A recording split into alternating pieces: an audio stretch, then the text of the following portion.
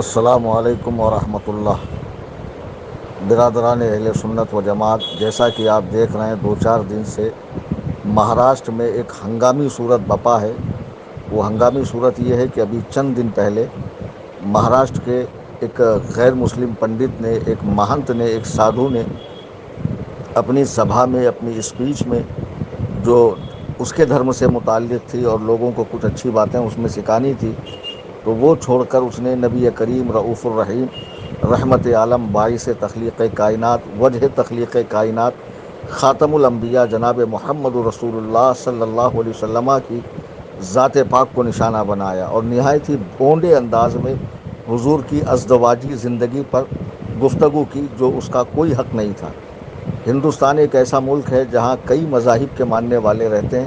اور امن و چین سے رہتے ہیں، سب اپنے اپنے مذہب پہ عمل کرتے ہوئے۔ کوئی کسی کے مذہب پہ ٹپڑی کرنے کا حق اس کو قانوناً بھی نہیں ہے اور عقلاً بھی ایسا نہیں کرنا چاہیے۔ تو وہ جو بھی سادھو ہے، پنڈت ہے، اسے چاہیے تھا کہ وہ اپنی قوم کو اچھائی بتاتا، بھلائی کی باتیں بتاتا اور ان کو ان کے دھرم سے متعلق سکھاتا کہ ہمارا دھرم ہمیں کیا سکھاتا ہے۔ لیکن وہ چھوڑ کر اس نے نبی کریم صلی اللہ علیہ وسلم کی ذات کو گھٹیا انداز میں نشانہ بنایا، جبکہ ہم یہاں دیکھتے ہیں ہندوستان میں ایسے کئی پنڈت بھی ہیں جو حضور کی اچھائی، حضور علیہ السلام کی ذات سے جو متعلق باتیں ہیں،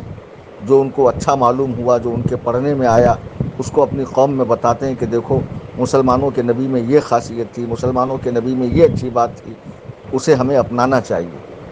تو اب اگر آپ کسی کے دھرم میں ٹپڑی کر رہے ہو تو آپ کو کوئی اچھائی لگتی ہے تو وہ بیان کیجیے، برائی بیان کرنے کا آپ کو کیا حق ہے؟ لیکن ہم دیکھ رہے ہیں کہ 10-5 سالوں سے ہندوستان میں ایک عجیب سی فضا مسلمانوں کے بارے میں بن گئی ہے، جس کے جی میں جو آتا ہے، کبھی مسلمانوں کو قتل عام ہوتا ہے، کبھی مسلمانوں کا سوشل بائیکاٹ ہوتا ہے، کبھی مسلمانوں کو ذلیل و خوار کیا جاتا ہے، مساجد کے سامنے نعرے بازی کی جاتی ہے، پتھراؤ کیے جاتے ہیں، مسلمان عورتوں کو حجاب پر پابندی کی بات کی جاتی ہے، طرح کے غرض کے طرح طرح سے مسلمانوں کو پریشان کرنے کا سلسلہ جاری ہے۔ ہم نے یہ ساری باتیں اس لیے برداشت کی کہ یہ ہماری ذات کے لیے تھی۔ ہمیں مارا گیا، پیٹا گیا، جیلوں میں ٹھونسا گیا، بے گناہ مسلمانوں کو جیلوں میں بھرا گیا، لیکن اگر تمہاری جرأتیں نبی کریم صلی اللہ علیہ وسلم کی ذات تک پہنچی تو یاد رکھو مسلمان اپنی جان، مال، عزت، آبرو سب کچھ قربان کر دے گا، اپنا کنبہ قربان کر دے گا، اپنے بچے کو قربان کر دے گا، لیکن نبی کی ذات پہ حرف نہیں آنے دے گا۔ وہ صحابہ جنہوں نے حضور علیہ السلام کے پسینے کو زمین پہ گرنے نہیں دیا، تو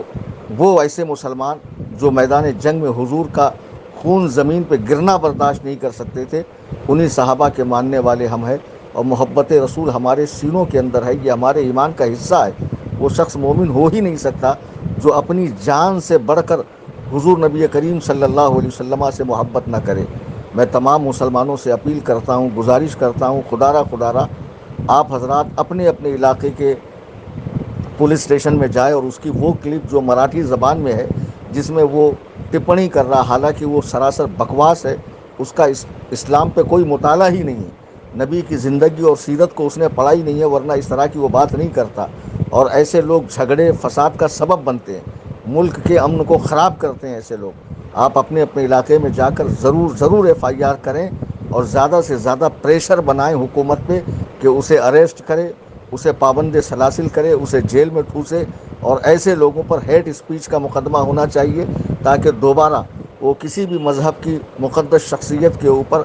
بھونکنے کی جرات نہ کرے۔ بار بار مسلمانوں کے غیرت ایمانی کو للکاریے مت۔ ہم لوگ اس ملک کا ایک اٹوٹ حصہ ہیں، یہاں رہتے ہیں اور یہاں رہ کر اس ملک کی حفاظت اور ہمارا فریضہ ہے۔ ہم ملک کے قانون پر اعتماد بھی کرتے ہیں اور جو قانون ہماری بھلائی کے لیے بنائے گئے ہیں اس پہ عمل بھی کرتے ہیں، لیکن بار بار حکومت کو بھی چاہیے کہ اس طرح ہیٹ اسپیچ دینے والے جو بھی پاکھنڈی لوگ ہیں، وہ کسی بھی فیلڈ کے ہوں، ان پاکھنڈیوں پہ کڑی، وہ چاہے نیتا ہو، چاہے سادھو سنت ہو، چاہے کوئی پنڈت ہو، کوئی اسکالر ہو، کوئی پروفیسر ہو، اس کے اوپر فوراً پابندی لگنی چاہیے۔ بات نبی کی ذات کی آئے گی، کوئی مسلمان برداشت نہیں کرے گا۔ مسلمانوں میں جو اس وقت غم و غصہ ہے وہ جائز ہے، اور اسے برقرار رکھتے ہوئے آپ حکومت سے کو الٹیمیٹم دیں، حکومت کے اہلکاروں سے ملے اور پولیس پرشاسن سے مل کر آپ اس کے اوپر FIR ضرور کریں۔ یہ ہر مسلمان کا دینی فریضہ ہے۔